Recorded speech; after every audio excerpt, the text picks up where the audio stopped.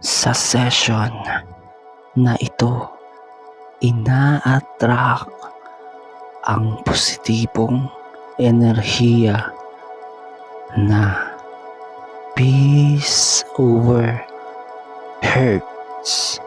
Pipiliin ang peace of mind kesa damdamin ang sakit. Align yourself. Kusang dadaloy. Love magnet.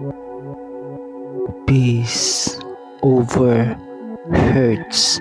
Pipiliin ang peace of mind kesa damdamin ang sakit.